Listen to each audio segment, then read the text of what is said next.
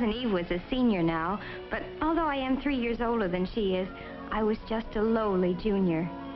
I'd been out sick for a long time, and then I'd gone to junior college. This real campus seemed wonderful to me, and it was such fun being with Eve again. Naturally, she had to show me around and try to bring me up to date. I was amazed that she wasn't engaged by now. She was prettier than ever. The number 1s are good. Let's have 2 of those, please. Make my number 3, if you don't mind. I don't see how you can eat so much so early in the morning. Are you on a diet, by any chance? Of course I am, and you should be, too. Every morning I exercise for 10 minutes. You can start right in tomorrow. Look, let's get this straight right now. You starve and you exercise. I eat and I watch you exercise. But it's really as necessary for you as for everybody else. Oh, cut it out. I wondered why Eve and I seemed different now, and I ended up by deciding that she was still the same attractive Eve, full of life, but a little self-centered and a little apt to push people around. I liked her as much as ever, but I wasn't so easy to push anymore. I didn't feel I needed her advice. Still, I didn't really resent it. Maybe it was that course in family relations last spring. I learned that it's a good idea to try to change yourself first if there has to be a change. Changing somebody else is practically impossible. Yet I must admit I was curious to know all about Eve, and she was more than willing to talk. Tell me about the boys you've met. You were saying something always happened. Well, whenever I meet a boy, I start asking myself, is he right for me? And I don't know, Mary, I really don't know. There was one you wrote about. His name was Alex, I think. Why did that fall through? That's just it, Mary, I don't know. I can't for the life of me figure out what happened. Take Alex, for instance, she said. I was down at Riley's one afternoon with the gang. I'd heard of him, but I'd never met him. He was a football star. I liked him, and he liked me right from the start. We found plenty to talk about, and neither one of us could figure out how we'd been on the campus for 2 years without ever meeting before. He was lots of fun. We decided to spend the afternoon together. It turned out that was just the first of a whole slew of afternoons. He was really sweet and, oh, well, just nice to be with. I guess I was a little proud, too, that a varsity football player was paying so much attention to little me. Well, as I said, Eve went on, we saw quite a bit of each other. But after a few months, his popularity got annoying.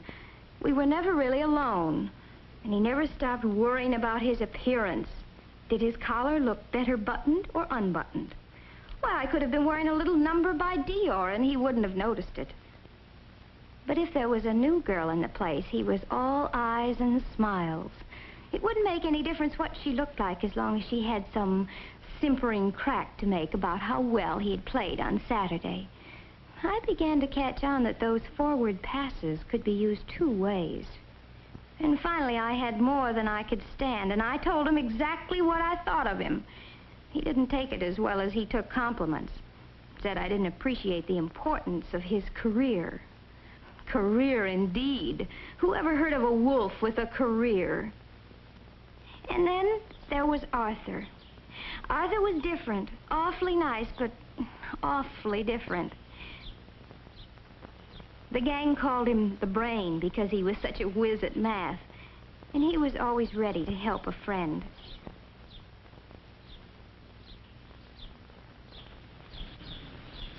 You're different from other girls. That's what you think. You're smarter. You're almost like a man. Oh, no, I'm very much the woman. I don't think of you that way at all. I don't get you at all. I know. You think math is exciting, but you really ought to get yourself straightened out. You'd be surprised how many things are just as exciting as math. Now, really, you don't think there's anything wrong with me? Oh, forget it. I've got to go now. We'll talk about it some other time. But there never was another time, said Eve. I was just another problem to him.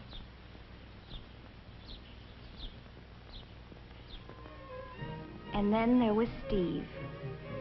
Steve was Eve's boyfriend for a whole spring term. He was cute, she said, and really romantic. He had his own workshop where he made boats and things. Eve used to come by to pick him up after her classes were over. Come on, Steve, they're waiting for you. Oh, I don't know, Eve.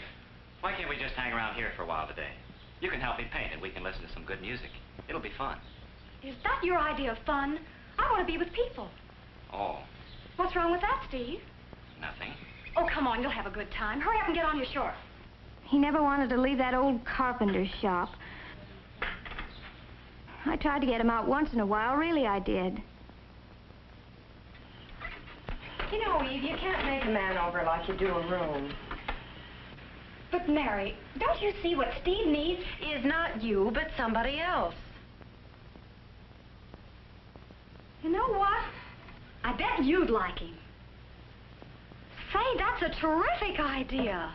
Come on, we'll go over there right now. Right now? Sure.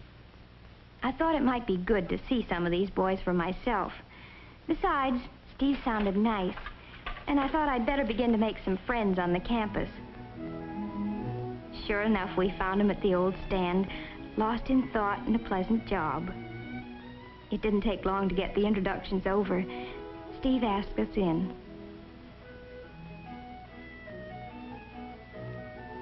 It seemed like a nice place, with a real atmosphere of its own, but evidently not one that Eve liked especially. But Eve is like that, jumpy, full of energy. She never could sit still for long.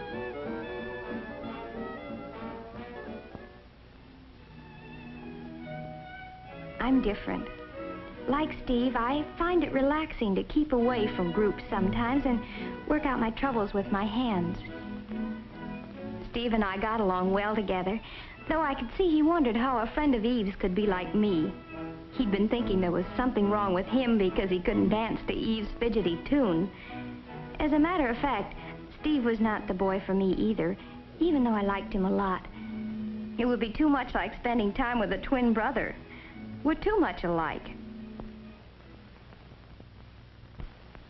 I told all this to Eve the next day when we had a riding date.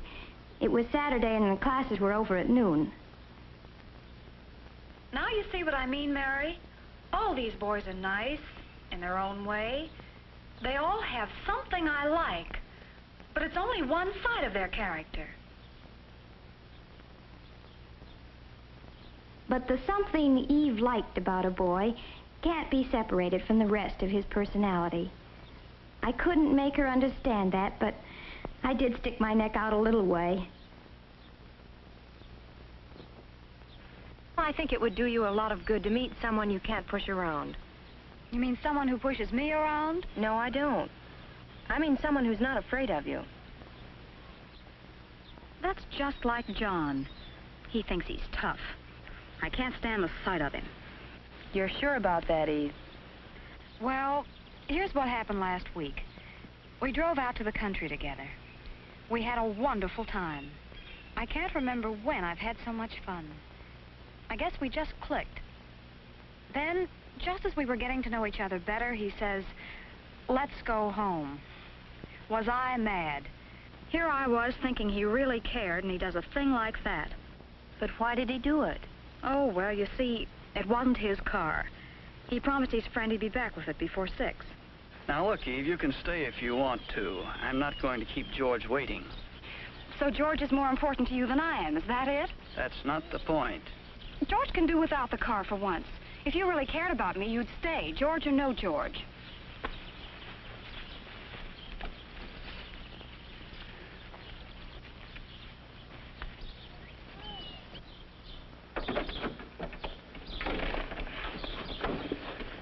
You wouldn't want me to break a promise, would you?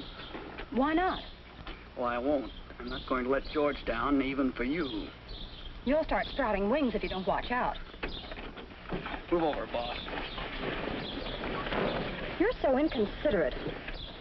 Look who's talking. Why, someone ought to take you across his knee and give you a good spanking. Might make you more human. Maybe you're the one to do it. Maybe, but I doubt it.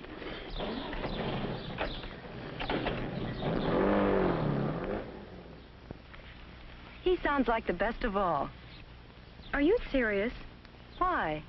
You know you were wrong. How do you make that out? Well, just think about it for a second. What were you asking him to do? Prove that he liked me? What's wrong with that? That would never satisfy you. Why not? Well, that's not what you really wanted. Well, what was it then? You wanted him to do what you told him to do. That's what you always want, Eve. That's terrible. I thought I'd gone too far, but now that she knew what she was doing, she could decide for herself if she wanted to change. That's always the hard thing to learn, that if any change is possible, it must be changing yourself. You have to take other people as they come, or else leave them alone. I started thinking about Eve's boys. They had the same problem. Steve liked Eve, and he liked his hobby, too. But he couldn't have both. It would be easier to find a girl who liked staying at home. While Arthur probably needs some help in order to change.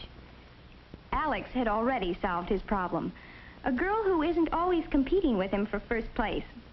She's not as attractive as Eve, but she thinks it's wonderful that he's so wonderful. She's right for him. And John? Well, boy meets girl, boy loses girl. Maybe boy knows what he wants and on what terms.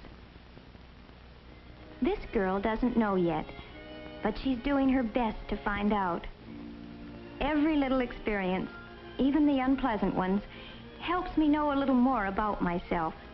And that's the first step. There are some things about me that I can't change. And those are the things that some man will have to live with for the rest of his life. So I'll pick him with those things in mind. I hope he'll do the same for me.